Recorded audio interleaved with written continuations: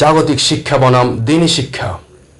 ইমাম গাজালির মতে জাগতিক শিক্ষার অংশ চিকিৎসাবিদ্যা। স্বাস্থ্য রক্ষার জন্য এই জ্ঞানের প্রয়োজনীয়তা অনস্বীকার্য। তদ্রূপ গণিত, কেননা লেনদেন, মিরাস, বন্টন ইত্যাদি বিষয়ে তা প্রয়োজন। গোটা জনপদে যদি এই জ্ঞানের পারদর্শী কেউ না থাকে, তাহলে সকলেই কষ্টে পতিত হবে, সমাজ পিছিয়ে যাবে। একইভাবে কৃষি, বয়ন, রাষ্ট্রনীতি, আধুনিক বিজ্ঞান, যন্ত্র ইত্যাদির মৌলিক পর্যায়ের কিংবা উচ্চ পর্যায়ের জ্ঞানও অপরিহার্য।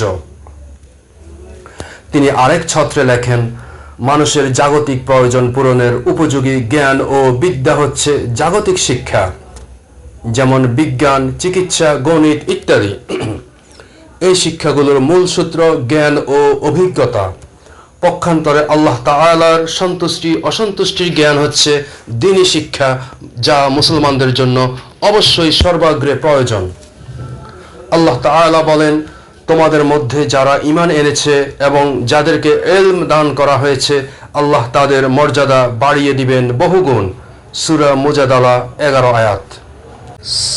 আন্তর্জাতিক অঙ্গনের সাথে তাল মিলিয়ে আসুন আমরা উভয় শিক্ষাকে গুরুত্ব দিই। ধন্যবাদ।